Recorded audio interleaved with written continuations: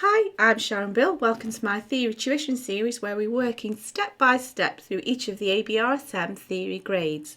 There are lots of resources available to help you on my website if you visit sharonbill.com. You will find some free PDF information sheets. They're available in US letter or A4 to accompany each step of this series. There's also a page with links to all of my YouTube video tutorials. Also on the website you can access information about books that I have available.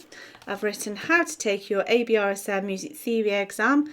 It's an exam technique guide full of tips and techniques on how to best prepare for your exam and how to best make use of the time when you're in the exam room taking your exam paper. So if you visit sharonbill.com, it's all there for you. If you can give me a like and a subscribe to my channel, that would be great. There's lots more, so please do keep updated.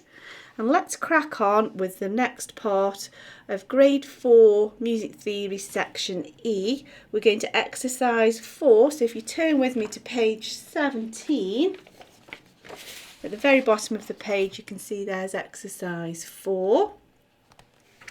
And also turn in your PDF document to section E for reference for the key signatures for these major and minor keys with 5 sharps or flats. However, I do recommend that you get used to writing these out yourself. Every time you start a new exercise, write yourself out a new list. Try and do it from memory. You can learn about the circle of fifths on a video tutorial that I've made. If you go to my website, you can find all about the circle of fifths, or the link is in the description below. However, it's also here as a quick reference to you, but nothing will replace actually learning those key signatures. Now in exercise 4, we need to do a little bit of detective work. First of all, we've got to decide what key each of these extracts is in. Then we need to write it out again, but using the correct key signature. There's quite a lot of work to become involved in here. It says leave out any accidentals that may become unnecessary now that we've got the key signature. However, remember to include any that may be needed because we're going to have some extras for the minor version. And so what you need to be looking for is what clues we've got as accidentals here. If we have a full key signature present, then we know that we're in a major key. We can just simply replace each of these accidentals as a key signature and know that it's a major key. However, we may find that with some accidentals missing from the key signature, or we may find that we've got some extra accidentals in addition to the key signature, which will be the clues to tell us that we're now in a minor key as well. And so if we glance through this one here, just the example they've given us, we've got a D sharp, a C sharp, another C sharp, an F sharp, a G sharp, an A sharp, another D, another C sharp. And so you can see we've got F, C, G, D, A. We've got the full count of the key signature for B major with no extras, nothing left unexplained, and so therefore we must be in B major. And so we have the key signature here, and then we rewrite the extract. There's no need for all these accidentals because it's all taken care of in the key signature. So let's turn over the page to page 18. Just fold this up. And so I'll just work through this one with you. Unless you're ready to just go for it and have a go yourself, by all means do that and then re-access into the video, and we'll go through each one separately, try it yourself, and then we'll work through it together as you re-access into the video. It's best to have a go. Doesn't matter if you go wrong, you'll always learn by your mistakes. And so let's see what clues we've got here. We've got a D flat, we've got a B flat, another B flat, we've got an E flat, another D flat, another B flat. Now in order for there to be a key signature with a D flat in, we must always have B flat, E flat, A flats and D flats. That must always be the complete key signature. However, we have no A flat.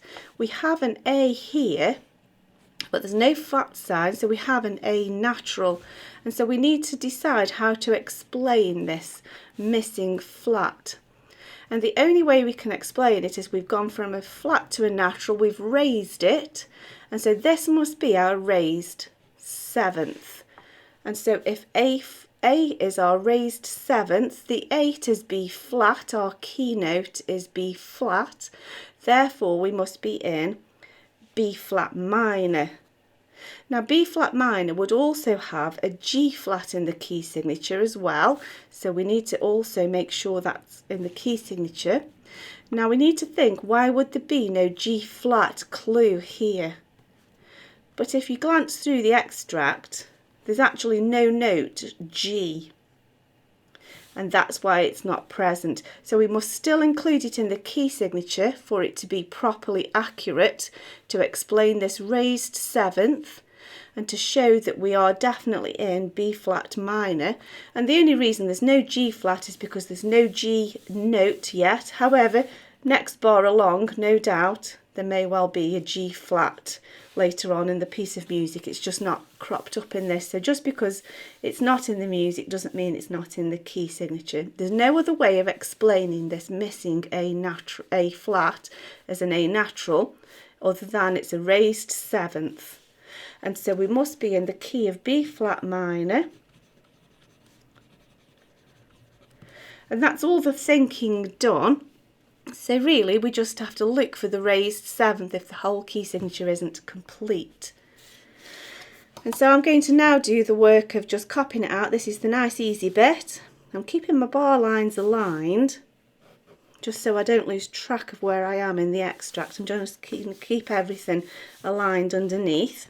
So we've got a big key signature fit in here now, because we've got to fit in the key signature of 5 flats, placing it carefully in the treble clef, B flats, E flats, A flats, D flats, G flats, 2, 4. So now I'm just going to copy the note heads, just get the blobs in.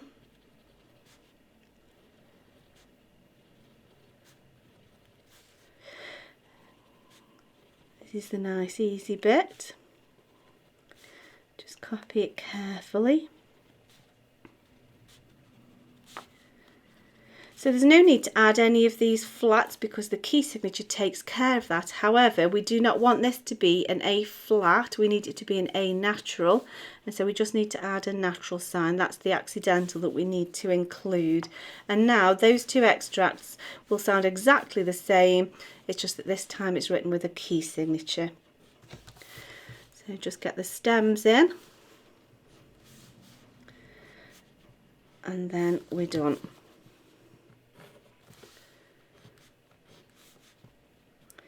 If you were doing this in an exam, don't forget it says marks may be lost if your answers aren't neat. It's not easy to decipher, that's why we always use pencil as well. And use a ruler. There we go. There we go, we just copied that out. So let's have a look at this next one. Have a glance through, try it on your own, and then pop back to me and we'll try this together. There's a big clue in this one before we look at anything else, and that will be this here.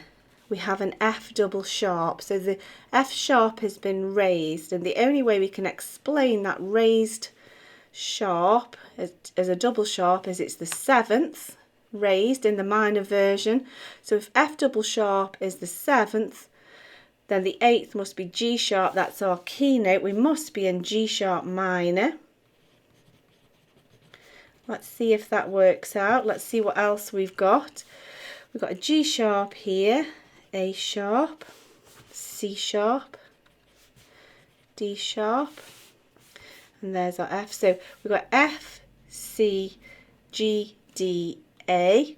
That's the complete key signature of G sharp minor related to B major, and then the double sharp is the raised 7th, so that works in perfectly, so we know we're correct.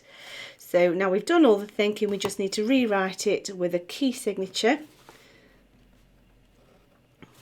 So we need a key signature of 5 sharps, F, C, G, D, A. There we go. So I'm just going to copy out these note heads. This is the nice easy bit. Just keeping it all aligned so I don't get lost, because it's quite a busy little extract, there's lots going on. So we don't need any of these accidentals. However, we will need the F double sharp, so we could pop that in straight away. So that's raising the F sharp once more to show the harmonic and melodic minor raised seventh. There we go.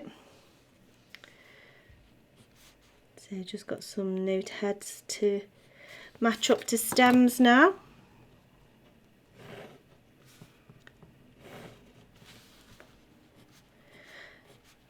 That's all the thinking done. Oh, that I've gone too far in my line. That doesn't belong there. That belongs to the next one.